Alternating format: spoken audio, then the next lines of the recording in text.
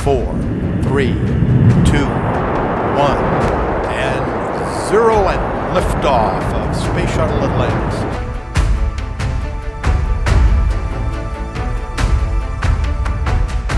कल्पना चावला, जिसे दुनिया अंतरिक्ष परी भी कहती है, आज से 20 साल पहले भारत की ये बेटी अंतरिक्ष में ही खो गई थी। कहते हैं कि कल्पना हमेशा यही कहती थी, मैं अंतरिक्ष के लिए ही बनी हूँ, हर पल अंतरिक्ष के लिए बिताया और इसी के लिए मरूंगी। कौन जानता था उनकी यही बात एक दिन सच साबित हो जाएगी। 1 फरवरी 2003 को नासा का स्पेस यान कोलंबिया स्पेस शटल एक हादसे का शिकार हो गया और उसमें मौजूद कल्पना और उनके 6 साथी मौत के मुंह में चले गए। इन सभी की मौत ने पूरी दुनिया को हिलाकर रख दिया था। दोस्तों, इस बात को 20 साल बीत चुके हैं, लेकिन आज भी यही सवाल किया जाता है कि क्या कल्पना चावला की मौत को लेकर जो बातें हमें बताई गईं, क्या वो पूरा सच है? क्या वाकई में ये स्पेस शटल किसी हादसे का शिकार हो गया था, या फिर इसके पीछे नासा की कोई साजिश थी? क्या नासा ये नहीं जानता था कि स्पेस शटल अचानक हादसे का शिकार हो जाएगा, या फिर वो इस बात से वाकिफ था लेकिन उसने किसी को कुछ नहीं बताया? आखिर इस घटना के पीछे क्या सच्चाई थी? आज के इस वीडियो में इस बारे में हम जानेंगे और बताएंगे कि नासा ने भारत की बेटी के साथ क्या किया था। तो आप इस वीडियो के साथ अंत तक जरूर बने रहिएगा। दोस्तों, भारत का नाम पूरी दुनिया में रोशन करने वाली कल्पना चावला का नाम आज भी इतिहास में बहुत नाज के साथ लिया जाता है। उन्होंने न सिर्फ अंतरिक्ष की दुनिया में कई उपलब्धियां हासिल की, साथ ही महिलाओं के लिए बहुत बड़ी मिसाल भी थी। आज भले ही वो हमारे बीच नहीं है, लेकिन हमारी यादों में वो आज भी जिंदा है और आगे भी रहेंगी। दोस्तों, कल्पना ने बहुत ही कम उम्र में कामयाबी हासिल कर ली थी। भारतीय मूल की वो महिला जिसने एक नहीं बल्कि 2 बार अंतरिक्ष की सैर की थी। दोस्तों, जितना सफल उनका अंतरिक्ष करियर था, उतना ही दिलचस्प उनका स्पेस तक पहुंचने का सफर रहा है।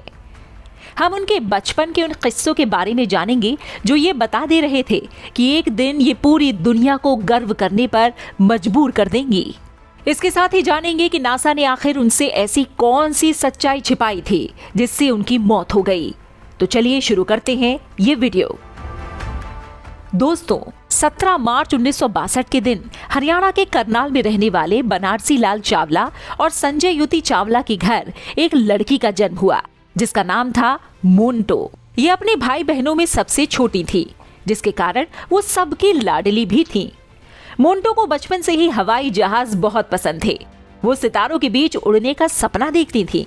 जब मोन्टो थोड़ी बड़ी हुई तो उसके स्कूल में एडमिशन कराने का समय आ गया, लेकिन बनारसी जी ने अभी तक अपनी सबसे छोटी बेटी का कोई फॉर्मल नाम नहीं रखा था। मोन्टो के पास में रहने वाली एक आंटी उसे लेकर करनाल के टैगोर बाल निकेतन स्कूल गई। स्कूल पहुंचने पर प्रिंसिपल ने पूछा कि उनका स्कूल में क्या फॉर्मल नाम रखा जाए। तब आंटी ने बताया कि मोन्टो के 3 नाम हैं, ज्योत्सना, सुनैना और कल्पना, लेकिन तीनों में से कौन सा नाम रखा जाए, इस पर अभी कोई फैसला नहीं किया गया है। तब प्रिंसिपल ने मोन्टो से ही पूछा कि वो क्या नाम रखना चाहती हैं। तो मोन्टो ने कहा कि वैसे तो उसे तीनों नाम पसंद हैं, लेकिन कल्पना सबसे ज्यादा पसंद है क्योंकि उसका मतलब इमेजिनेशन होता है, और मोन्टो को तो आसमान में उड़ने की कल्पना करना पसंद था ही। फिर क्या था, स्कूल के पहले दिन मोन्टो का नाम कल्पना चावला हो गया। लेकिन उस वक्त किसी ने ये नहीं सोचा था कि वो लड़की आगे चलकर स्पेस की सैर करेगी।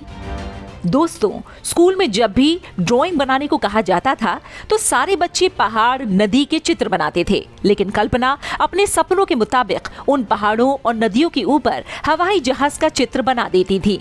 इतना ही नहीं, क्लास की दीवारों पर भी वो इंडिया का जियोग्राफिकल मैप बना देती थी।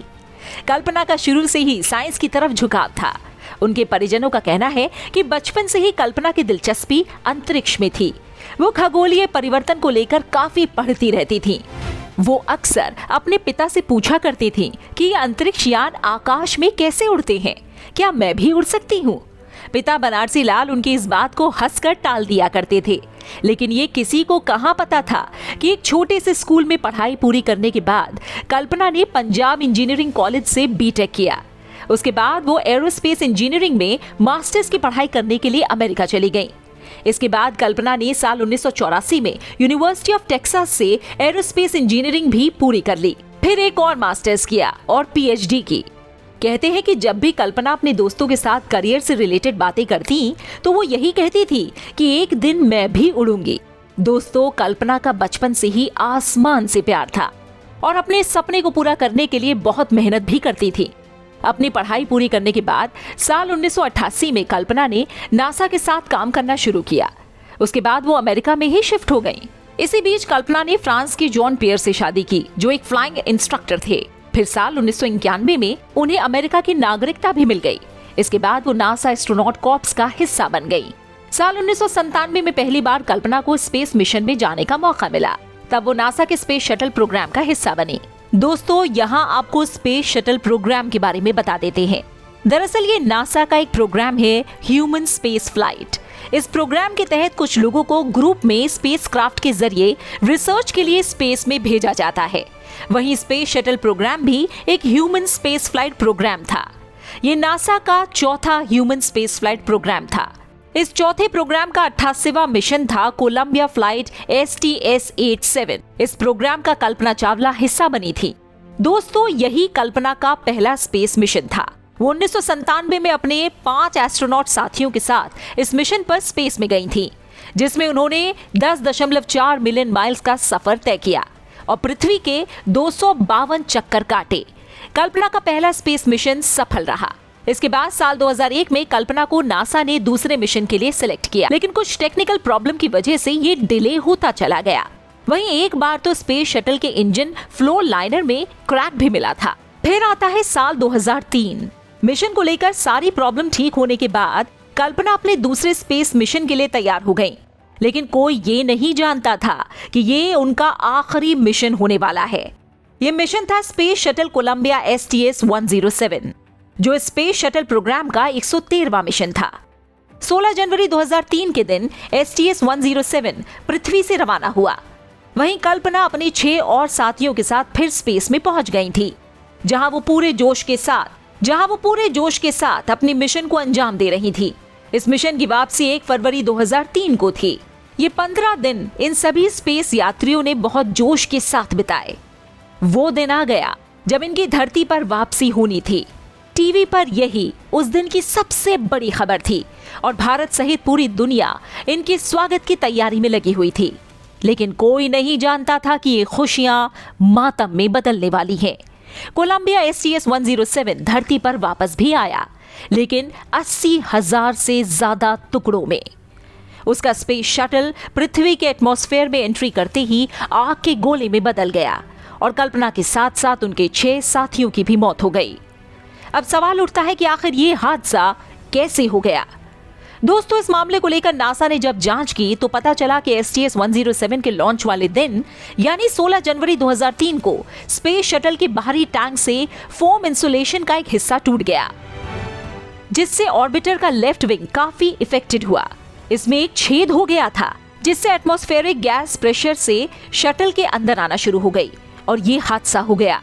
कुछ इंजीनियर्स का ऐसा मानना है कि ये डैमेज स्पेस शटल के लिए काफी बड़ा डैमेज था, लेकिन नासा मैनेजर्स ने तो इसका सारा इल्जाम क्रू मेंबर्स पर ही डाल दिया था। उन्होंने कहा कि अगर क्रू को दिक्कत पता थी तो वो उसे फिक्स कर सकते थे, यानी इसमें नासा की कोई गलती नहीं थी। लेकिन दोस्तों, इस मामले को लेकर बाद में जो खुलासा हुआ वो काफी हैरान कर देने वाला था, जिसमें बताया गया कि नासा जानता था कि ये सभी यात्री कभी वापस नहीं आएंगे। बात हैरान कर देने वाली है, लेकिन ये सच है। दोस्तों, जिस दिन कल्पना चावला ने अंतरिक्ष के लिए उड़ान भरी थी, उसी दिन उनकी मौत तय हो गई थी। उनके साथ ही बाकी के क्रू मेंबर्स भी मौत के मुंह में चले जाएंगे, इस बारे में भी नासा जानता था, लेकिन उसने किसी को कुछ भी नहीं बताया। इसका खुलासा मिशन कोलंबिया की प्रोग्राम मैनेजर ने किया था। उनका कहना था कि नासा ये जानता था कि अंतरिक्ष यात्री 16 दिन तक हर पल मौत के साए में स्पेस वॉक कर रहे हैं, लेकिन उन्हें इसकी भनक तक नहीं लगने दी गई। वो जी जान से अपने मिशन में लगे रहे और पल पल की जानकारी नासा को भेजते रहे, लेकिन बदले में नासा ने उन्हें पता तक नहीं होने दिया कि वो धरती को हमेशा हमेशा के लिए छोड़कर जाने वाले हैं। सिर्फ उनके शरीर के टुकड़ों को ही लौटना है। अब सवाल ये है कि आखिर नासा ने ऐसा क्यों किया? क्यों उसने ये सारी जानकारी अंतरिक्ष यात्रियों से छुपाई? इसे लेकर मिशन कोलंबिया के प्रोग्राम मैनेजर का कहना था कि नासा के वैज्ञानिक दल नहीं चाहते थे कि मिशन पर गए अंतरिक्ष यात्री घुट घुट कर अपनी जिंदगी के आखिरी लम्हों को जिएं। उन्होंने बेहतर यही समझा कि हादसे का शिकार होने से पहले तक वो खुश रहें, और मौत तो वैसे भी आनी ही थी। लेकिन दोस्तों, यहाँ ये सवाल उठता है कि क्या नासा का ये सब छिपाना सही था? क्या उसे उन अंतरिक्ष यात्रियों को सब कुछ बता देना चाहिए था? क्योंकि हो सकता है कि वो कुछ पता होने पर उसे ठीक भी कर सकते थे और सही सलामत धरती पर वापस आ सकते थे। इस बारे में आपका क्या कहना है? हमें अपने कमेंट बॉक्स में जरूर बताएं।